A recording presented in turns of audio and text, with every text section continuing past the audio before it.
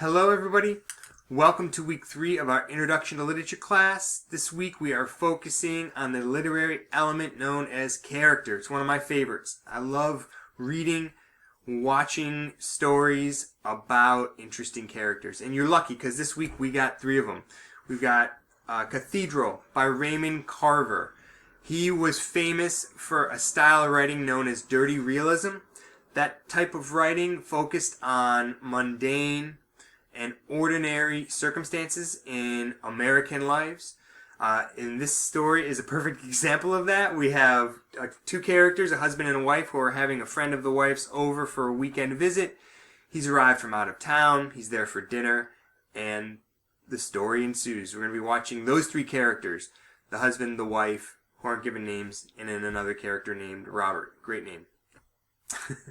Then we've got Paul's Case by Willa Cather, one of the older stories from the semester in terms of when it was written. It was written right at the turn of the century. It's about a young man growing up in Pittsburgh, and he is stifled by his home circumstances. His mother has passed away. His father isn't particularly interested in what Paul is interested in, and he needs a way out. So we've got Paul's Case. It's a sad story. Give it some time. It's a really well-written and wonderful story.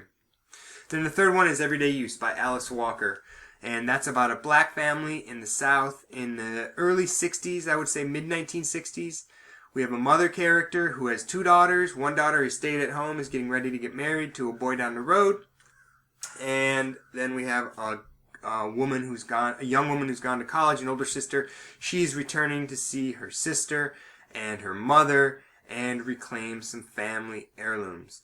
And this story really gets to the heart of what it means to have heritage in your family, heritage in your culture, and how you address that in your own life. It's got 3 wonderful characters that I think you'll enjoy.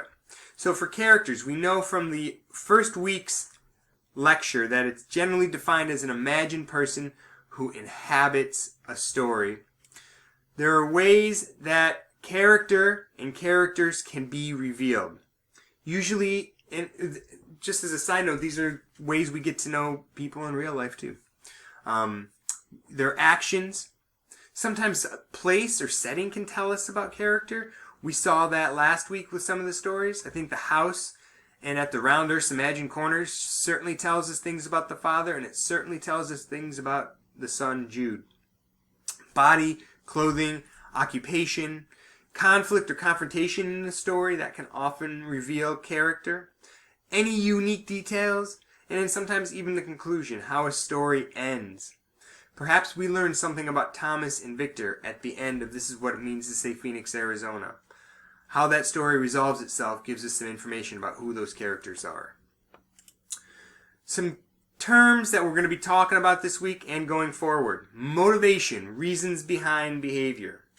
It's a really interesting thing to think about in terms of story. Going back to This Is What It Means to Say Phoenix, Arizona.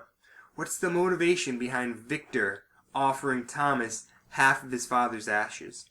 What's the motivation behind Thomas offering money to Victor to help him on his trip to go reclaim his father?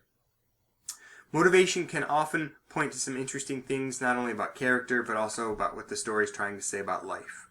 And we know what that's called, right, everyone? The big idea in a story is called theme. So character can even be connected to theme and motivation. Traits are ways in which people act. Those traits are generally connected to action. I think we get to see Thomas as somewhat adventurous and outgoing when he's on the plane talking with the gymnast and making jokes with her. And I think even Victor starts to respect that in Thomas, his ability to kind of step outside of himself. And I love Thomas because of his trait of being able to laugh at himself. It's such a wonderful trait. I hope I have it in me. I don't know if my family would say so. But I hope I can laugh at myself sometimes. My friends can generally laugh at themselves. We see Thomas, and This Is What It Means to Say Phoenix, Arizona, laughing at himself when he sees Victor in the corner store, and he says, I heard that your father died. And Victor says, yeah, how'd you find out? Thomas says, I heard it in the winds. I felt it in the sunlight. And your mother was just in here crying. I think he's laughing a bit there, trying to make a joke, and even playing on stereotypes about Native Americans, that they can read these kind of signs in natural elements. He's playing with that idea and laughing at it. Characterization are moments where an author develops the personality of a character. And going back to this list, I think these are all ways in which we can see characterization. Moments of characterization occur in stories when we get to know who somebody is, and these are the ways that it's delivered. Now, we have different character types, and these are important to remember for the reading celebration this week, or reading quiz this week. I used to call it reading celebrations in my in-class classes. So we have flat characters, static characters, round characters, and dynamic characters. Flat characters are characters who generally only have one trait. They're rarely the central character. They only act in one way. They're either all evil or all good. They're not very interesting. Static characters are characters that stay the same throughout the story. They don't change.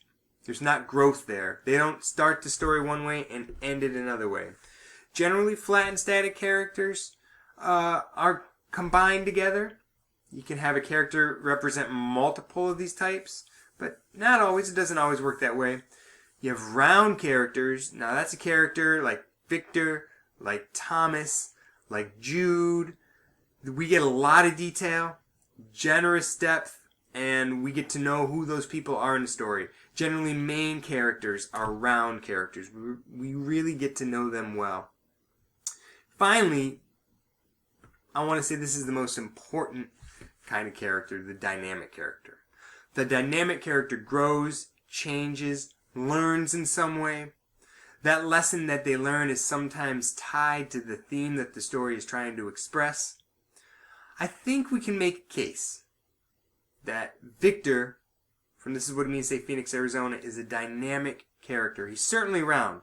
We get to know a lot of detail about his life. We might get to know the most detail about his life out of anybody in that story.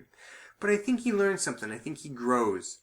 It's not huge growth, and it's in stories where somebody changes completely, I oftentimes don't necessarily trust the change, because generally in life, I think we change in steps rather than leaps, but sometimes we can change in leaps too.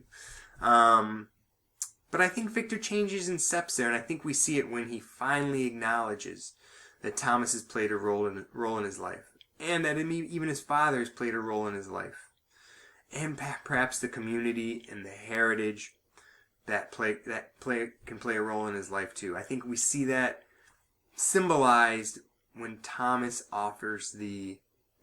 Victor offers the ashes to Thomas. I think we see Victor becoming dynamic in that moment.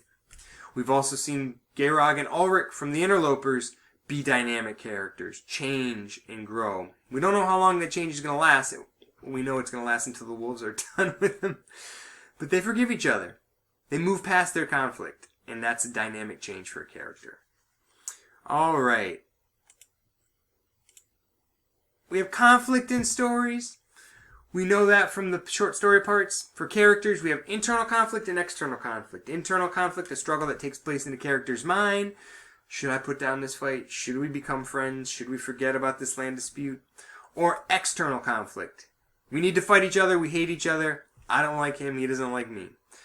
Look for these kinds of conflicts. And look for these kinds of types in the stories from this week. Who's dynamic in Cathedral? Who's round in Paul's case? Who's static in everyday use? Who doesn't grow, learn, or change? You're going to be asked about that in the quiz, and there'll be some questions about this in the discussion assignment as well. I hope this helped. I hope this cleared up some things about character. I hope you enjoy the characters from this week, and I hope you've enjoyed the characters that we've already read about. Take care, and I'll be talking to you soon.